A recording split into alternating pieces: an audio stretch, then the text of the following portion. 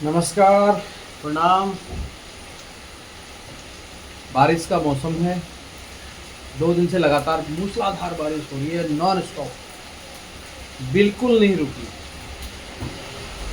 पीछे आपको बारिश की आवाज़ भी दिखाई दे रही होगी, सुनाई दे रही होगी, बारिश दिखाई भी दे रही होगी। लगातार पानी बह रहा है। यहाँ पे थोड़ी रेतीली ज़मीन है जिस वजह से पानी ऑब्जर्वेशन। मैं आया हूँ एक मुद्दे के साथ, वक्फ एक्ट 2024, जिसको अभी मोदी जी की सरकार लाएगी ताकि उसकी जो शक्तियाँ हैं उसको घटाया जा सके। आप लोगों ने सुना भी होगा, पढ़ा भी होगा, देखा भी होगा कि वक्फ जो है एक मुस्लिम धार्मिक संगठन है जिसका उद्देश्य जो है मुस्लिम के द्वारा दी गई संपत्तियों, धन, प्रॉपर्टी के द्वारा मुस्लिम समाज के उन लोगों का विकास करना जो पिछड़े हैं। और बहुत अच्छी चीज़ भी होना भी चाहिए, लेकिन अब उसका व्यापक रूप इतना बड़ा बना दिया गया है कि वो अब एक दादा टाइप का हो गया, एक जमींदार हो गया जो पहले ज़माने में होते थे कि नहीं ये चीज़ मेरी है। अब वो कल के दिन अगर यहाँ पर वक्फ मेरे प्रॉपर्टी के ऊपर क्लेम करता है तो डीएम साहब आएंगे या उनका एक मैसेज आएगा कि आपको हफ्ते भर में, 10 दिन में, 5 दिन में, 2 दिन में आपको प्रॉपर्टी खाली करनी है। कई साल पहले, 3 साल पहले मेरी प्रॉपर्टी का वक्फ के नाम रजिस्ट्रेशन भी हो गया होगा और ये कोई ज़रूरी नहीं है कि वो कानूनी नोटिस आपको मिलेगा।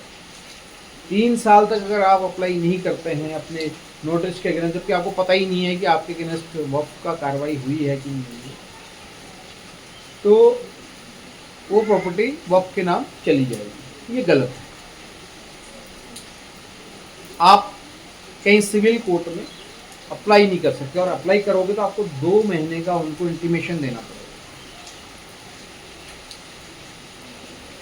काफ़ी कमियां हैं, सरकार ने सारी चीज़ों को ऑब्जर्व किया है। कई हिंदू विलेज, गांव के गांव, जो आप समझ रहे हो, आपके गांव के गांव वक्फ में क्लेम किए। द्वारिका, पेट द्वारिका जो है, सूरत का म्यूनसिपल कॉर्पोरेशन, बड़े बड़े 5 स्टार होटल, मुकेश अंबानी का घर, माना मतलब सुनने में आया, कलकत्ता फुटबॉल क्लब, और भी कई ऐसे इवेंट हैं, ऐसे जगह हैं जहाँ पे वक्फ ने क्लेम किया।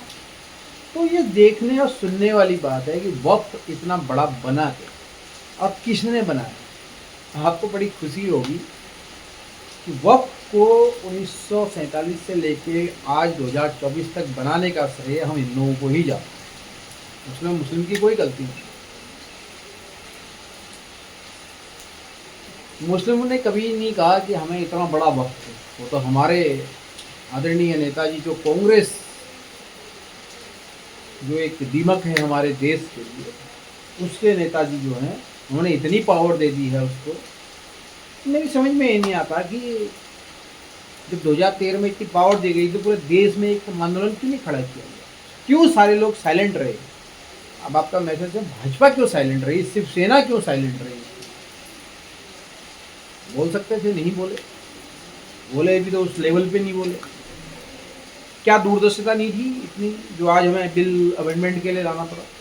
तो कुल मिला के आप अगर वक्फ एक्ट को नहीं बदलोगे तो कल के दिन आप यहाँ शरणार्थी बन जाओगे, आप अपनी ज़मीन के लिए भीख मांगोगे। जिस मकान के आगे अपना बड़ा सा बोर्ड लगाते हो, वहाँ पे 4-5 दुकानें आपने डाल रखी हैं, सारे किराए पे दे रखी हैं, वो आपकी नहीं है। तो ज्वाइंट पार्लियामेंट कमेटी के पास अभी वो बिल, उस बिल में ज्वाइंट पार्लियामेंट कमेटी ने लोगों से राय मांगी है, संगठनों से राय मांगी है, संस्थाओं से राय मांगी है कि भाई ये बताओ कि ये अमेंडमेंट होना चाहिए कि नहीं होना चाहिए। आपके सुझाव, आपका क्या मैसेज है, आप क्या चाहते हो। मैंने तो किया है कि अब इसको रद्द करना चाहिए और अमेंडमेंट करना चाहिए। मुस्लिम के लिए एक ऐसा बोर्ड बनाना चाहिए, क्योंकि गरीब तबका जो है वो अभी मुस्लिम में बहुत गरीब है, उसको फैसिलिटी मिलनी चाहिए। और जो दान दिया वो क्लियर होना चाहिए, जैसे हमारे उसमें क्लियरिटी है कि कोई मुझे ट्रस्ट में दान दे रहा था वो क्लियर। लेकिन मुस्लिम में वक्फ बोर्ड में ये कहीं नहीं लिखा है कि जो दे रहा है उसमें खर्चा किसका आएगा। अब यहाँ पे टैक्स मैं पे करता हूँ और पूरा जो ट्रिब्यूनल है उसमें पूरे मुस्लिम्स हैं। अब वो हमारी कार्रवाई नहीं सुनेंगे, तो उसमें सभी धर्मों का होना चाहिए, जवाबदेही तय होनी चाहिए कि हम 2024 में जी रहे हैं, आज से 100 साल पीछे नहीं। आज हम अगले 100 साल की सोच सकते हैं। आप लोग पक्का अपना मैसेज दीजिए। एक जनरेटेड ईमेल है, ईमेल मैं आपको नीचे लिख के दे दूँगा, स्क्रीन पे भी और डिस्क्रिप्शन में भी। एक स्कैनर है, वो मैं फ्रंट में फ़ोटो में आपको दे दूँगा। उस स्कैन करोगे तो सीधा आप उस ईमेल पे पहुंच जाओगे। आपने सिर्फ अपना नाम लिखना है और सेंड कर देना। तो ये बहुत ज़रूरी है, आप लोग करिए। अपने बच्चों से बात करिए, अपनी पत्नी से बात करिए, अपने माँ बाप से बात करिए, जिसको जहाँ जितनी भी नॉलेज है वो बात करिए कि ये कितना खतरनाक कानून बनाया है कांग्रेस ने हिंदुओं के लिए। और हमारे हिंदू जो 200 के ऊपर सांसद हैं हमारे हिंदू, वो सपोर्ट कर रहे हैं, कांग्रेस को सपोर्ट कर रहे हैं कि अमेंडमेंट नहीं होना चाहिए। कितनी शर्म की बात है। कल उन्हीं की बंगले छीने जाएंगे, कल उन्हीं के पर संपत्ति ऊपर कब्जा किया जाएगा। आज गरीब के ऊपर है, कल अमीर के ऊपर होगा। इसमें तो पूरे देश के जितने भी हमारे वो लोग हैं, एमपी हैं, उनको एक होना चाहिए। और पाकिस्तान और बांग्लादेश तो मुस्लिम राष्ट्र बन गए हैं, वहाँ पर कोई ऐसी प्रावधान नहीं है, हिंदू बोर्ड ही नहीं है वहाँ। तो आपके लिए बहुत ज़रूरी है कि ये चीज़ों के ऊपर आप अमेंडमेंट करिए, सोए मत रहिए।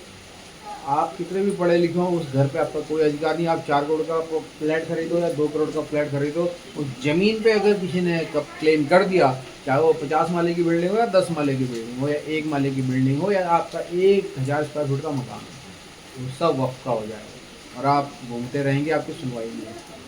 और कानूनी अधिकार है उनके पास। तो वोट कीजिए, आज लास्ट है और रात के 12 बजे तक।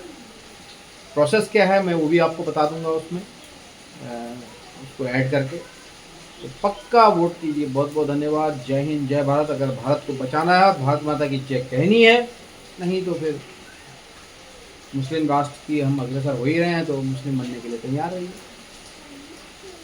कानूनी तौर से आप लड़ सकते हैं। बहुत बहुत धन्यवाद।